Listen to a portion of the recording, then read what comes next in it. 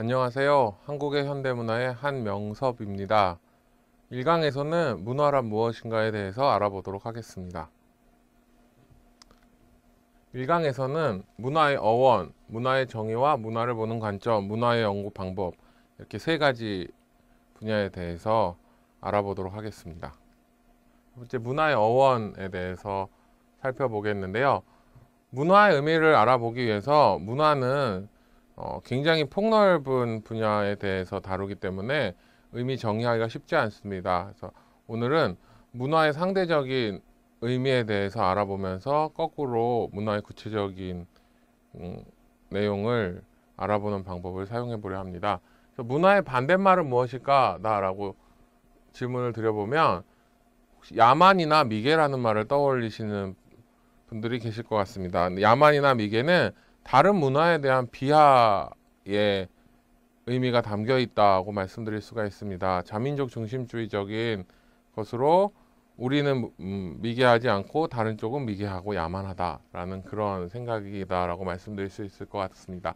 야만이나 미개는 문명에 대한 반대말로서 보시면 될 것 같습니다. 문명국이라든가 발전했다는 개념의 상대적인 의미로 야만이나 미개를 쓸 수 있습니다. 그래서 문화의 상대적인 의미의 반대말은 자연이다 라고 말씀드릴 수 있는데요. 여기서 자연은 네이처라고 부르는 순수한 의미의 자연을 말합니다. 문화라는 단어는 라틴어 쿨트라에서 파생한 영어 단어인 컬처를 번역한 말입니다. 컬처는 원래 경작이나 재배를 의미하는 그런 의미였었는데 현대 와서는 교양이나 예술을 뜻하는 말로 의미가 확장되었습니다. 그래서 쿨트라는 컬처의 어원으로 문화를 다룬 잡지의 이름으로 사용되기도 합니다. 문화와 자연 환경입니다. 자연을 인간의 의도와 생활 환경에 맞도록 고쳐온 것을 문화라고 말씀드릴 수 있습니다. 문화는 인간 공동체가 자연을 개척하면서 인류가 발전해 왔는데요. 인간에게 맞도록 자연을 개척하면서 고쳐온 과정에서 나타나는 것이 문화입니다. 그래서 자연은 인간의 의도적인 손길이 전혀 닿지 않은 순수한 상태의 자연을 문화의 상대적 의미의 자연이다 라고 말할 수 있습니다. 공동체가 거주하는 자연 환경이 공동체 문화에 절대적인 영향을 미치는데요. 이는 왜냐하면 자연을 개척하면서 인간에게 맞게 개조해 왔기 때문에 자연을 개척하는 과정에서 거주하고 있는 자연 환경에 따라서 다양한 형태의 문화들이 형성되기 때문이라고 말씀드릴 수 있습니다. 공동체가 거주하는 자연 환경이 어떻게 공동체 문화에 절대적인 영향을 미쳤는가라는 부분에 대해서 예로 들어보면 중국의 차문화가 발달한 것과 몽골의 유목문화가 발달한 것을 그 예로 들어볼 수 있습니다. 중국에서 차문화가 발달한 것은 물속에 석회질이 많이 섞여 있는 환경이기 때문에 그냥 물을 마실 수가 없습니다. 그래서 차를 우려서 먹는 차문화가 발달했고요. 우리나라 같은 경우는 물에 석회질이 많이 섞여 있지 않기 때문에 중국만큼 차문화가 발달하지는 않은 점이 자연환경에 따라서 나타나는 차이라고 볼 수 있습니다. 그리고 몽골의 같은 경우는 자연환경이 척박하기 때문에 농사를 짓는 것에 적합하지 않은 자연환경입니다. 그래서 농경문화 대신에 유목문화가 발전해 갔다는 것이 자연환경에 따라서 나타나는 문화의 변화, 문화의 차이라고 말씀드릴 수 있습니다. 그래서 각 민족은 자기 민족의 성격에 맞게 자연을 개조하면서 개성 있는 문화를 일으켰습니다. 자기 민족의 성격이라는 것은 민족이 주로 이제 언어 공동체랑 깊은 관계가 있는데요. 공동체는 자연을 삶에 적합하게 바꿔가면서 개성을 살린 문화를 만들어냈습니다. 그래서 언어 공동체가 보통 공동체를 이루어서 문화를 형성해 가고 있습니다. 자연 환경에 따라서 나타나는 문화의 개성이 각기 다르기 때문에 그 문화의 개성은 언어에도 많이 반영되어질 수밖에 없기 때문에 이렇게 말씀드릴 수 있겠습니다. 애초에 존재하고 있던 자연에 공동체의 개성을 입혀가는 과정을 거쳐서 문화가 완성되기 때문에 언어를 배우려면 그 공동체의 개성을 이해하는데 공동체의 개성을 이해하는 과정이 바로 문화를 배워가는 것과 그렇게 다르지 않은 것이라고 볼 수 있습니다.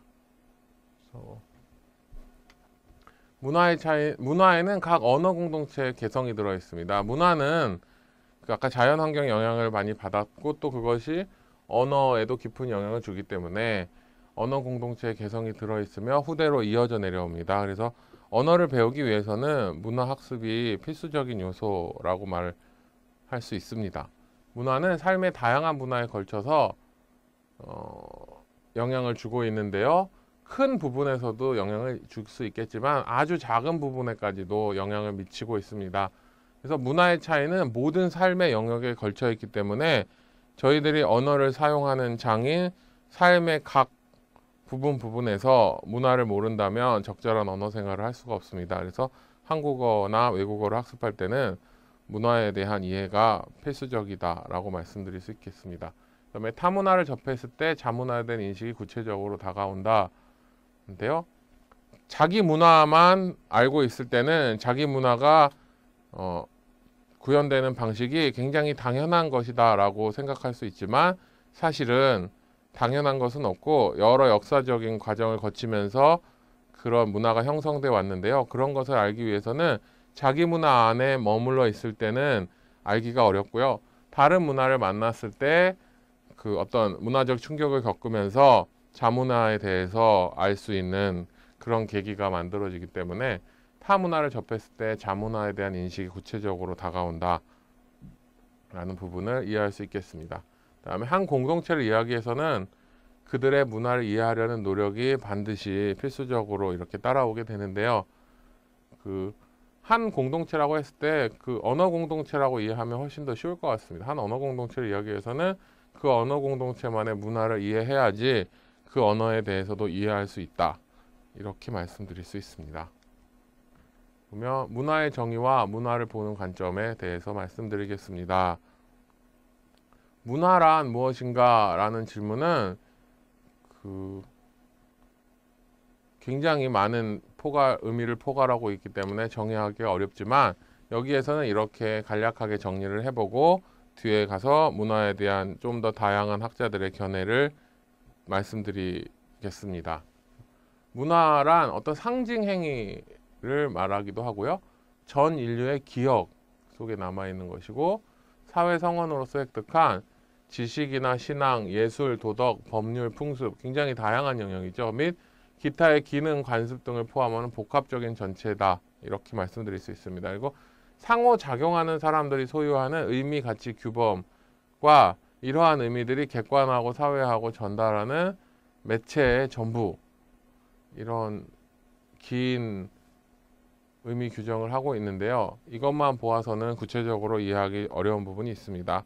그래서 문화에 대해서 좀 더 다양한 학자들의 견해를 지금부터 살펴보겠습니다. 문화의 다양한 정의에서 첫 번째로 말씀드릴 수 있는 학자는 레이먼드 윌리엄스의 정의에 대해서 말씀드리겠습니다. 레이먼드 윌리엄스는 문화 연구에서 굉장히 중요한 학자 중에 한 분인데요. 이 레이먼드 윌리엄스가 문화에 대해서 내린 세 가지 정의는 이렇게 세 가지입니다. 지적이나 정신적, 심미적 개발의 일반적인 과정에서 나타난다. 그리고 한 인간이나 시대 또는 집단의 특정 생활 방식을 문화라고 얘기하고 있고요. 지적인 작품이나 실천행위, 특히 예술 활동을 문화라고 얘기할 수 있습니다. 저희들이 보통 일반적으로 얘기할 때 쓰는 문화 종사자라고 할 때는 이 세 번째 같은 예술 활동을 참여하는 사람은 문화 종사자라고 얘기하고 있는데요.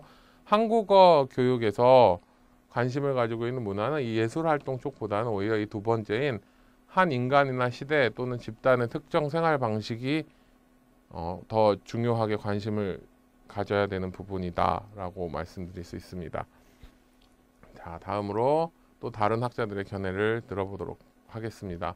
폴 릴리스나 존 피스케 같은 학자들의 문화에 대한 정의를 더 알아보도록 하겠습니다. 우리의 그날 생활의 재료, 그러니까 저희들이 평소에 매일매일 하게 되는 어떤 언어 생활이나 아니면 또 만나게 되는 의식주 생활이라든가 기타 그런 것들처럼 그날 하게 되는 생활의 재료 그것이며 가장 흔히 있는 일에 이해 방식의 기화이면 모르타르다. 가장 흔히 있는 일이 문화다라고 얘기하고 있습니다. 아까 말한 예술 활동 같은 것보다는 오히려 일상적인 삶에서 나타나는 문화에 대해서 더 깊은 관심을 갖고 있다라고 이해할 수 있습니다. 일상생활에서 가장 흔히 있는 실천이라고 존 피스케는 얘기하고 있는데요. 여기도 이 폴 윌리스의 견해와 그렇게 크게 다르지 않은 부분인데요. 집안에서 물건을 선택하고 정리하는 방식, 이 방식도 공동체에 따라서 굉장히 다를 것이다 라고 저희들이 어렵지 않게 유추해 볼 수 있습니다. 그리고 쇼핑하는 방식도 다를 것이고 음식물, 먹는 음식물도 다른데 이런 것들이 모두 문화에 포함된다고 말하는 것이 존 피스케의 견해입니다. 쇼핑하는 방식 같은 경우도 우리나라의 경우도 굉장히 많은 변화가 있지 않습니까?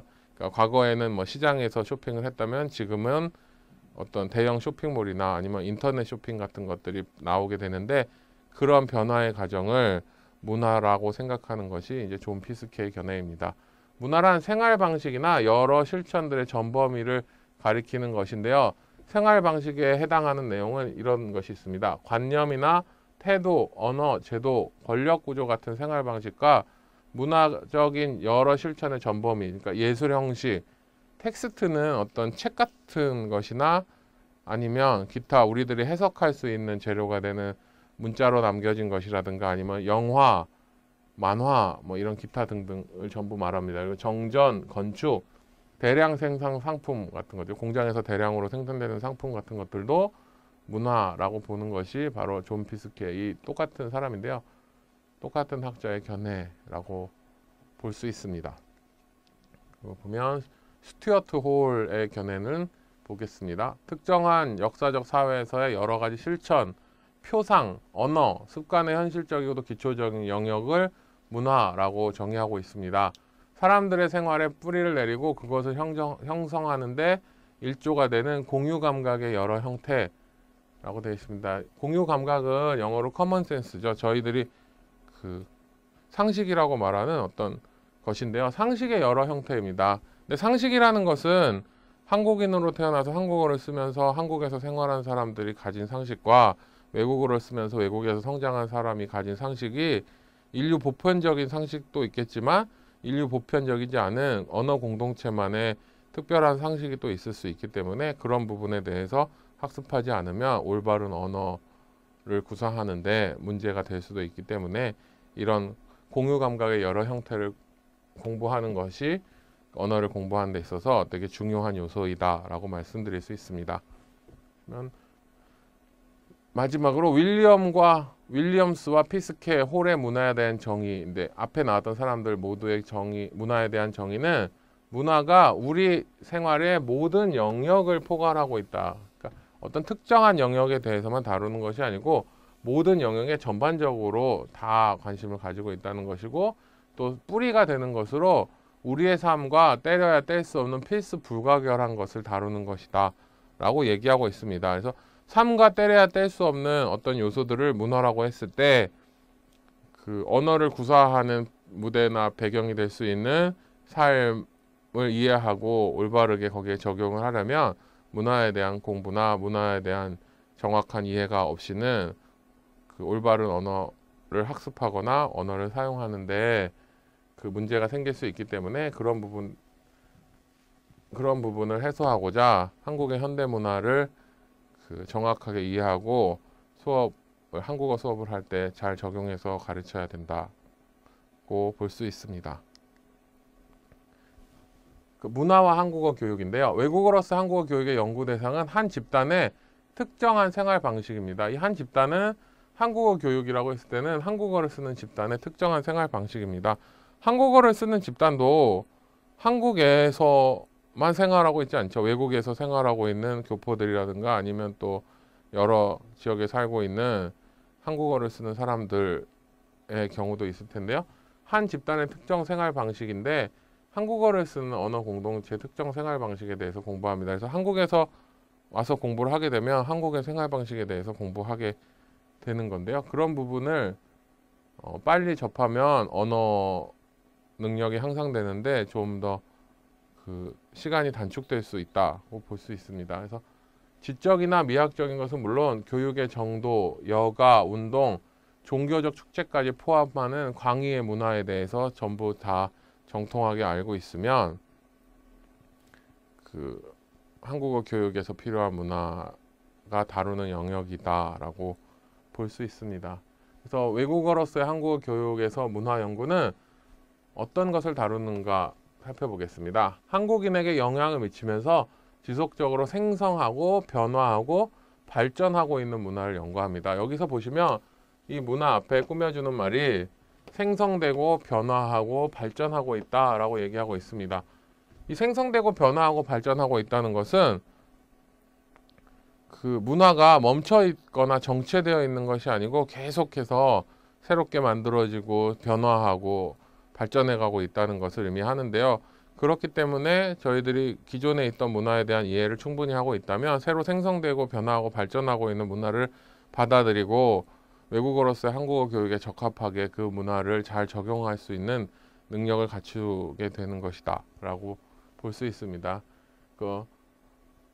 이 예를 들자면 뭐 한국의 한류라든가 케이팝 같은 것들이 과거에는 없었던 것인데 지금은 전 세계적으로 굉장히 각광을 받고 있는데 이런 것들이 바로 새로 생성되고 변화하고 발전하고 있는 문화의 예라고 볼 수 있습니다. 그 외국인 학습자의 한국어 학습에 도움을 주는 방향으로서 문화 연구가 이루어져야 합니다. 그러니까 왜냐하면 외국어로서의 한국어 교육 안에서의 문화 연구이기 때문에 외국인 학습자의 한국어 학습에 도움을 주는 방향이어야 한다는 점은 어찌 보면 당연한 그 말이라고 할 수 있겠습니다. 그래서 문화를 보는 관점은 크게 세 가지가 있습니다. 총체적인 관점이 있고요. 관념론적 관점이 있고 비교론적 관점, 이렇게 크게 세 가지 관점으로서 문화를 저희들이 바라볼 수 있습니다. 총체론적 관점에 대해 설명드리겠습니다. 인간의 모든 사고방식과 생활 방식의 모든 측면들을 상호 관련시켜서 총체적으로 다 연구한다라는 거죠. 그러니까 나타나는 문화 현상들을 전부 다 총체적으로 결합해보고 비교해보고 뭐 이런 과정을 거쳐서 어떤 것인가라는 것을 전부 다 연구해보겠다는 그런 폭넓은 연구 태도입니다. 문화는 현대적인 편리성, 높은 교양과 깊은 지식, 세련된 생활, 예술풍의 요소, 인류의 가치적 소산으로서의 철학, 종교, 예술, 과학 등과 같이 정신문화와 물질문화를 모두 총괄하는 것이 총체론적 관점에서 다루고 싶어하는 영역입니다. 그러니까 정신문화뿐 아니고 물질문화까지 모두 다 문화의 영역에 포함시켜서 전부 다루려고 하는 관점이 총체론적 관점입니다. 그에 반해서 관념론적 관점은 용어만 봐도 아실 수 있겠지만 정신문화와 물질문화 중에서 정신문화 쪽에 좀 더 무게를 실어주는 것이다 라고 그냥 편하게 우선 말씀드릴 수 있을 것 같고요. 문화는 구체적인 행동이 나타난다는 게 물질문화나 이런 어떤 구체적인 예라고 말씀드릴 수 있는데 그런 것들은 총체론적인 관점에서 굉장히 중요하게 다루고 있는 부분이고요. 관념론적 관점에서의 태도는 이렇습니다. 문화는 구체적인 행동 자체가 아니라 그런 행동을 하게 만든 규칙이나 규범이 무엇이냐라는 것에 관심을 두는 것이 관념론적 관점입니다. 인간의 사고와 행위를 가능케 하는 기본적인 원리를 밝힐 때 효과적이고요. 그런 면에서 문화가 정치, 경제, 사회를 지배하는 사상이다 라고 말하는 것이 관념론적 관점의 태도입니다. 그래서 한 사회 집단의 문화 현상 과정, 그 요소들 사이의 상호작용을 알기 위해서는 관념론적 관점보다는 총체론적 관점이 좀 더 효율적이고 바람직한 관점이다 라고 말씀드릴 수 있습니다. 세 번째 비교론적 관점은요. 여러 문화를 비교 연구해서 유사성과 상이점을 발견하고 어떤 특정 문화의 성격을 뚜렷하게 드러내기 위한 방법으로 문화를 기술하는 방법입니다. 비교론적 관점도 결국에 문화의 여러 하위 분야들에 대해서 비교와 대조를 하면서 문화의 차이를 드러내는 방식이다 라고 볼 수 있습니다. 그래서 문화를 보는 관점 세 가지, 총체론적 관점, 관념론적 관점, 비교론적 관점, 이 세 가지에 대해서 말씀드렸습니다. 세 번째는 문화 연구의 방법인데요. 문화 연구라는 말은 앞서서 다뤘던 문화와는 조금 다른데요. 문화 연구라는 말은 영어로 cultural studies입니다. 이거는 그 아주 오래전부터 쓰인 용어는 아니고요. 그 현대에 와서 만들어진 학문 분야이고 그 쓰인 지 얼마 안 되는 용어라고 말씀드릴 수 있습니다. 이 문화 연구라는 말의 기원은 1964년 영국의 버밍엄 대학의 버밍엄 현대문화연구소라는 곳에서 찾아볼 수 있는데요. 거기에서 문화 연구라는 말을 처음 사용했습니다. 버밍엄 문화 연구는 여기 영어를 보면 앞 글자를 따서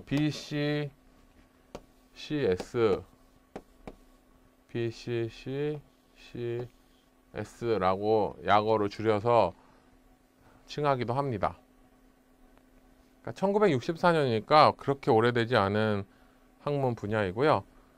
그 연구소와 관련 있는 학자들의 이름을 말씀드리면 리처드 호가트나 레이먼드 윌리엄스 톰슨, 스튜어트 홀 같은 그런 학자들이 있는데 이 사람들이 만들어내는 수많은 저작물들이 바로 현대 문화 연구를 하는 그 어떤 굉장히 중요한 문화 연구의 기본 틀이 되었다라고 말씀드릴 수 있습니다. 문화 연구가 관심을 가지고 있는 영역을 살펴보겠습니다. 문화 연구가인 레이먼드 윌리엄스는 앞서서 소개해드렸던 레이먼드 윌리엄스의 세 가지 정의 그 레이먼드 윌리엄스입니다. 문화를 한 민족, 한 시대, 한 집단 혹은 인류 전반의 특수한 삶의 방식이라고 말하고 있습니다. 이 삶의 방식이라는 말, 특수한 삶의 방식이라는 말에 주목해서 생각해 보시면 좋겠습니다. 문화에 대한 전통적인 견해와는 다르게 보다 포괄적인 시각에서 제시하고 있습니다. 그러니까 과거의 문화라고 하면 좀 더 예술이라든가 어떤 고급 문화라는 측면에서 많은 관심이 있었다라고 말씀드릴 수 있을 것 같은데 이 문화 연구에 들어와서 이 레이먼드 윌리엄스를 비롯한 문화 연구의 창시자들은 대개 영국에서 노동자 계급 출신입니다. 이 사람들의 관심은 그 노동자 출신들이나 아니면 기타 여러 영국에서 나타나고 있던 문화 현상들을 탐구하면서 어떻게 그런 문화가 발생됐는가라는 것을 재구성할 수 있다고 생각했기 때문에 그런 관심을 가지고 영국의 문화를 연구했던 사람들인데 이런 것들이 앞서 말했던 것처럼 문화라는 것은 공동체에 따라서 굉장히 다양하게 나타나기 때문에 영국이 아닌 다른 곳으로 가면서 거기에서 다양한 형태의 문화 연구들이 모습을 나타내게 됩니다. 왜냐하면 문화 연구가 다루는 그 문화라는 것이 각 지역마다 다른 형태를 띠기 때문에 연구 성과라든지 연구 방법들이 똑같은 것이 아니고 계속된 변화가 있기 때문이다라고 볼 수 있습니다. 문화에 대한 전통적인 견해와는 다르게 보다 포괄적인 시각에서 제시하고 있습니다. 그래서 윌리엄스의 견해에서 보면 문화 분석은 어떤 지적인 작품뿐만 아니고 굉장히 유명한 소설이라든가 뭐 굉장히 유명한 시 같은 것만 문화라고 보는 것이 아니고 학문과 제도 그리고 어떤 행위, 가족의 구조, 의사소통의 형식 속에서도 그 의미와 가치를 찾아내서 설명해 주는 것이 문화연구가 다루는 분야라고 말하고 있습니다. 문화의 관심 영역, 문화는 과거에는 단순히 삶의 방식을 의미했다면 현대에는 문화가 생산되는 과정과 그것을 소비하는 형식 전반을 포괄하는 개념이 되었다라고 말하고 있습니다. 단순한 삶의 방식은 예전의 문화를 연구할 때는 삶에서 나타나는 어떤 구현되는 내용들을 정리하고 분류하고 했다면 현대의 문화 연구에서는 문화가 생산되는 과정에 대해서 집중하고 있고요. 또 그것을 소비하는 형식 전반에 대해서 관심을 가지고 연구하고 있습니다. 이것은 문화가 생산되는 과정이나 소비하는 형식 전반을 연구하는 것은 쉽게 예로 들자면 웹툰 같은 것을 말씀드릴 수 있는데요.